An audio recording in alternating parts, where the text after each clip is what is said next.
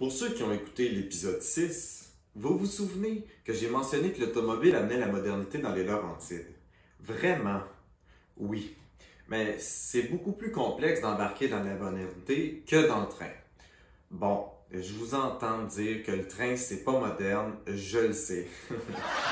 Toujours en est-il que dans les années 1960, on sent le vent de changement qui souffle sur la société québécoise, mais aussi, vous l'aurez compris, laurentienne.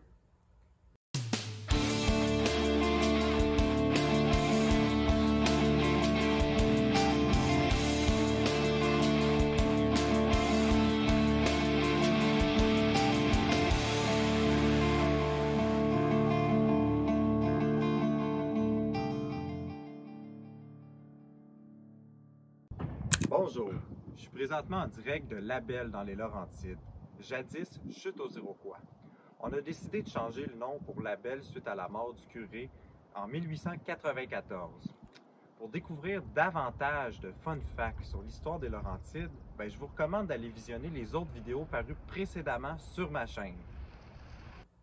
Aujourd'hui, je vais vous parler des changements sociaux dans les Laurentides. Longtemps menée par ses leaders catholiques, la région connaît une baisse de la pratique religieuse dans les années 60, l'époque que l'on appelle la Révolution tranquille. Bien plus qu'un accident de parcours, la société québécoise est mûre pour un renouveau social. Avant d'aller plus loin, permettez-moi de vous résumer ce que signifie Révolution tranquille. Deux termes particulièrement opposés lorsque l'on prend le temps de se pencher sur leur signification. Non, une révolution, ça brasse, mais tranquille. On peut faire ça tranquillement. Le terme Quiet Revolution viendrait d'un journaliste du quotidien torontois Globe and Mail pour décrire les changements amorcés dans la province pendant les années 1960. Repris par les leaders politiques provinciaux, l'expression signifie quoi en fait? L'État québécois prend en charge l'éducation, la santé et les services sociaux, autrefois dans les mains d'intérêts privés et souvent religieux. La réorganisation de ces services est la bienvenue dans le contexte de croissance démographique et économique du baby boom. C'est aussi l'époque de la nationalisation de l'électricité par la création du monopole d'État d'Hydro-Québec. Malgré les changements de gouvernement durant la période 1960 à 1980, une continuité dans l'esprit des réformes se maintient avec l'idée d'un interventionniste d'État fort. Voyons ensemble, qu'en est-il dans nos chères Laurentides?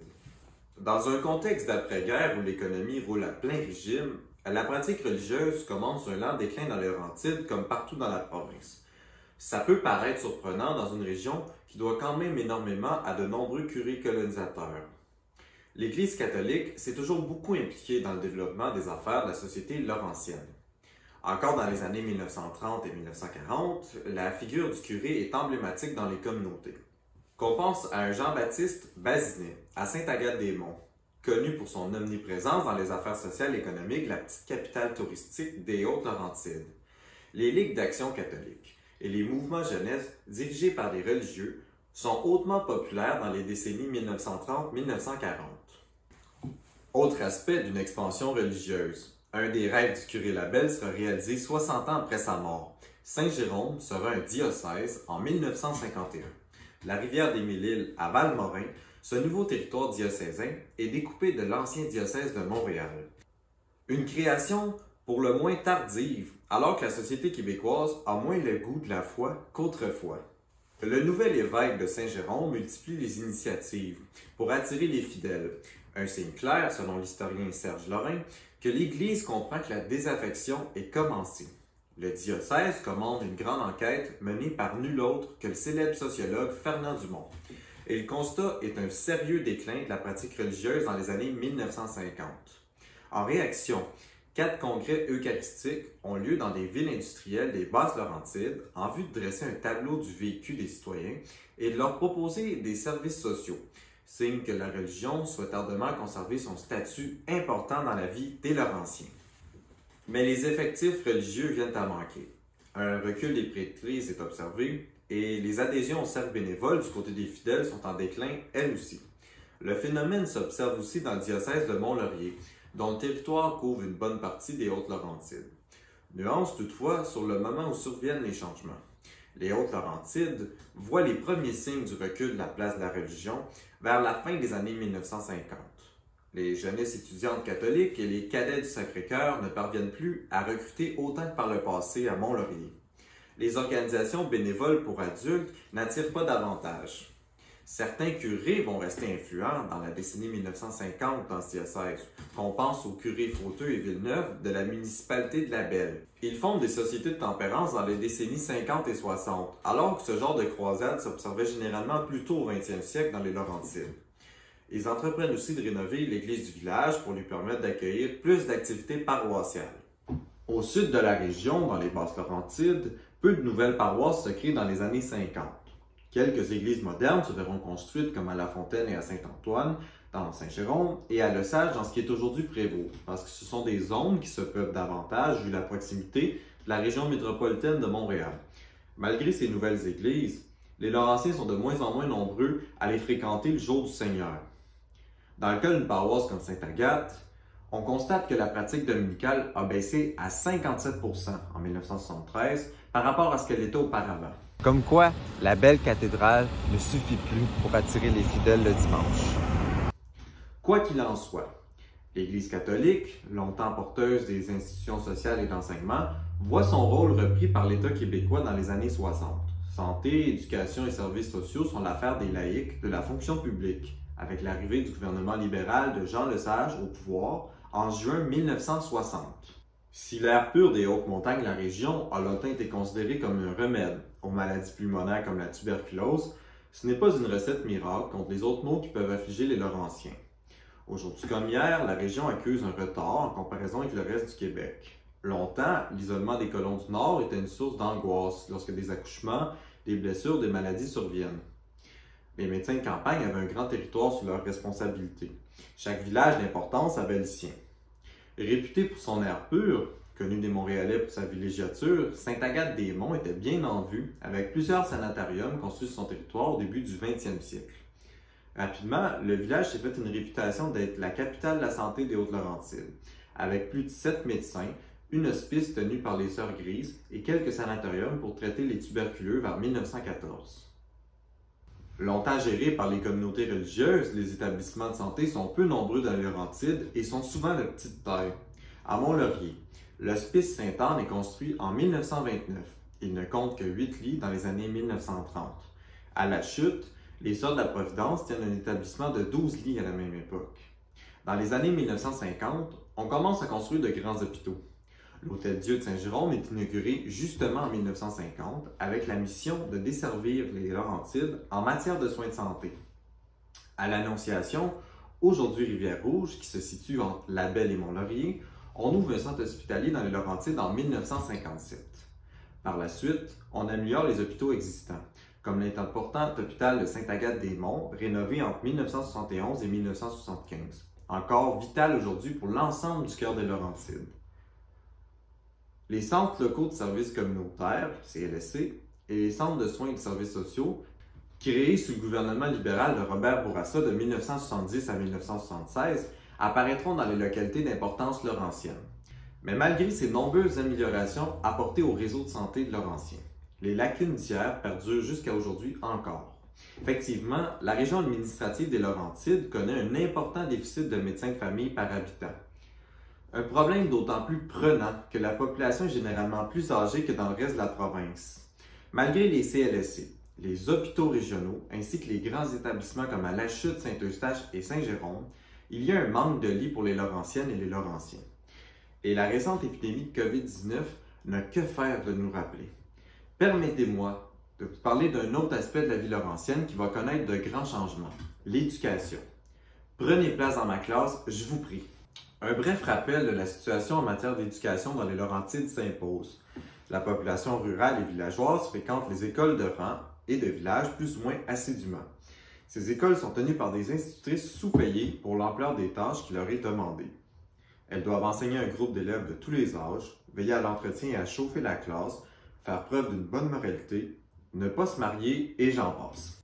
Les commissions scolaires des municipalités des cantons sont sous-financées et les écoles doivent tout simplement fermer pour une année lorsque l'argent manque. Une situation décriée maintes fois par l'intendant de l'instruction publique du Québec auprès des autorités gouvernementales. Il y a des pauvres institutrices qui quittent souvent leur école du fond des Laurentides pour aller enseigner à Montréal quand ce n'est pas pour un autre métier plus payant.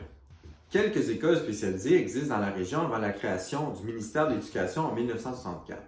On peut penser aux écoles normales de Saint-Jérôme et de Mont-Laurier, qui dispensent les brevets d'enseignement aux institutrices. Saint-Jérôme possède aussi une école d'études commerciales, alors que dans les Basses-Laurentides, Sainte-Thérèse possède l'ancien séminaire, qui est un collège classique pour l'éducation supérieure des garçons. Du côté de Mont-Laurier, il y a le séminaire Saint-Joseph qui a la même vocation, qui a été fondé en 1915. Dans les années 40, la fréquentation scolaire devient obligatoire jusqu'à 14 ans.